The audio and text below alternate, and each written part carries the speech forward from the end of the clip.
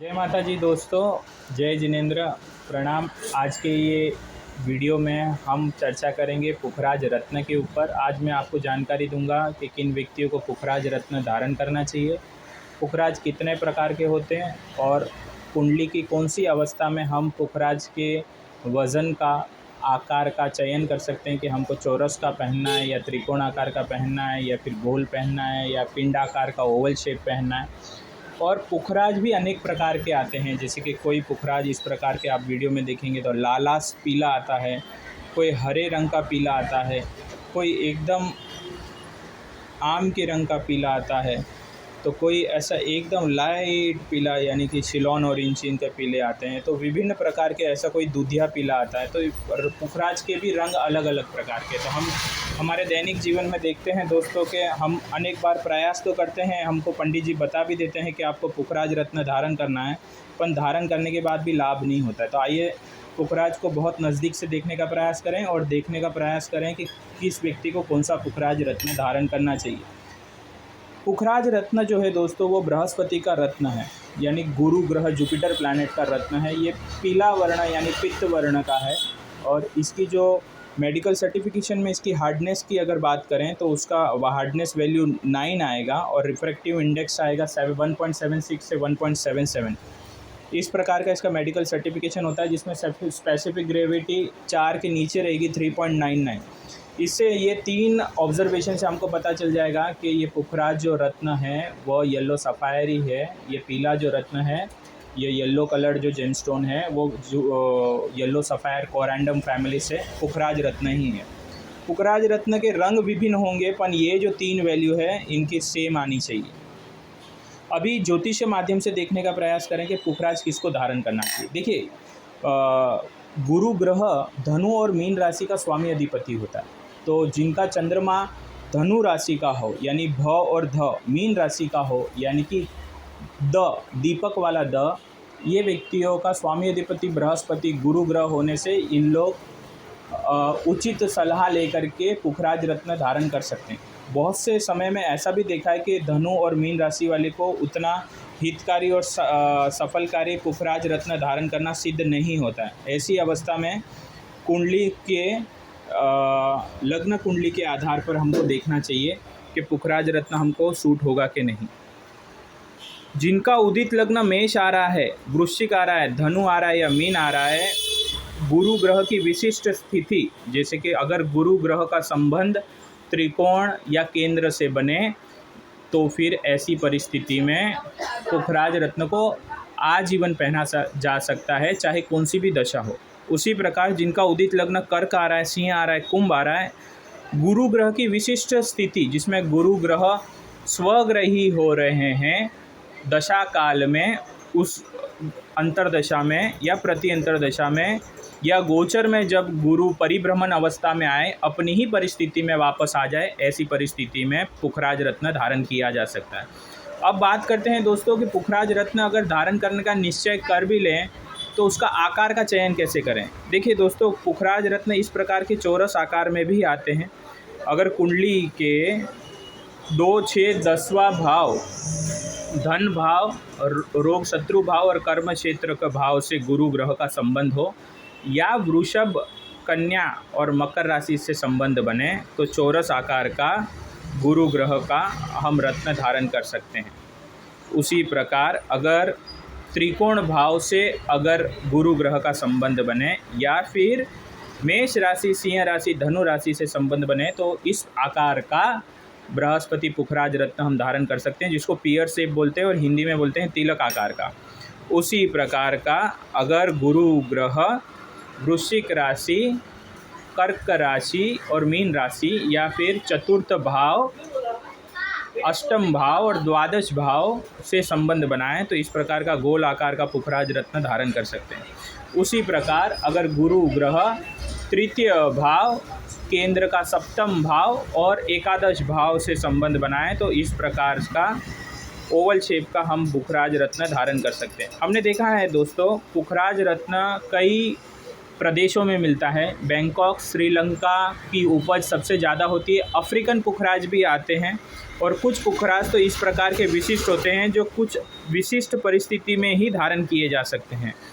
ये वाला पुखराज जो है इसको बोलते हैं पीताम्बरी पुखराज, जिसमें गुरु ग्रह जिस समय शनि से संबंध बनाएं या परिवर्तन योग बनाएं या शनि की राशियों में हो पर कारक तत्व को ना छोड़ें तो पीताम्बरी पुखराज धारण किया जा सकता है।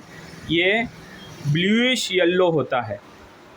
उसी प्रकार गुरु ग्रह जब इस प्रकार की कोई परिस्थिति में ना हो और केवल स्वग्रह ही हो, केंद्र में हो, उच्च का हो, केंद्राधिपति से रहित हो, तो प्योर पीला रत्न पहनना चाहिए। तो कुंडली का विश्लेषण करना बहुत ज़्यादा ज़रूरी है कि हम धारण करते समय किस प्रकार का पुखराज धारण कर रहे हैं, नहीं तो फ़ायदा नहीं होगा। ऐसा देखा गया है गुरु ग्रह रत्न बैंकर्स को, टीचर्स को, कोई जिम ट्रेनर को या फिर किसी शेयर मार्केट के ट्रेनर्स को पहनाया जाए या इंश्योरेंस कंपनी के ट्रेनर्स को पहनाया जाए तो काफ़ी लाभकारी हितकारी होता है। अकाउंटेंट के लिए या न्यूज़ इंडस्ट्री के, मीडिया इंडस्ट्री से जुड़े हुए हैं उन लोगों के लिए भी पुखराज काफ़ी लाभकारी है।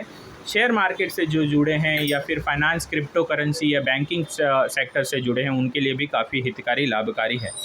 हमको कैसे पता चलेगा कि गुरु ग्रह हमको सूट हो रहा है कि नहीं? देखिए, गुरु ग्रह को 7 दिन के लिए हम पुखराज रत्न को अगर धारण करें और उसमें अगर हमको नेगेटिव इफेक्ट दिखे तो हमको इसको नहीं धारण करना चाहिए। गुरु ग्रह अगर आपकी कुंडली में सात्विक नहीं है या कारक तत्वों में नहीं है या कारक तत्वों से संबंध नहीं बना रहा है और अगर आप धारण करते हैं तो गुरु ग्रह वजह से व्यक्ति के अभिमान की जागृति होगी। वो किसी का कमांड लेगा नहीं, हमेशा कमांड देते रहेगा, सबको उपदेश देते रहेगा। गुरु ग्रह अगर कुंडली में कारक तत्व नहीं है और आपने ज़बरदस्ती पहन लिया, क्योंकि ऐसे बहुत से भ्रांति फैली हुई है कि पुखराज सभी बिजनेस वाले को सूट करता है, ऐसा नहीं है दोस्तों। ऐसी परिस्थिति में व्यक्ति को डायबिटीज़ या लीवर संबंधी डिसऑर्डर हो सकता है, फैटी लीवर भी बन सकता है। ये व्यक्ति को आसक्त बना देता है और उसके अंदर एक आलस्य भी पैदा कर सकता है। तो हमको जानना बहुत ज़रूरी है कि गुरु ग्रह की हमारी कुंडली में स्थिति कैसी है, फिर ही आप धारण करें। धारण करने का एक छोटा सा विधान है दोस्तों कि इसको गुरु ग्रह को विशेष 19,000 जाप करके, भृंगराज नाम की एक औषधि आती है उसमें जाप करके आप धारण करें तो काफ़ी आपको हितकारी लाभकारी सिद्ध होगा। भृंगराज इस प्रकार का रंग आता है उसकी औषधि का, उसके अंदर उसको अभिमंत्रित करके एक्टिवेट करिए। 19,000 ओम बम बृहस्पति नमः का जाप करिए।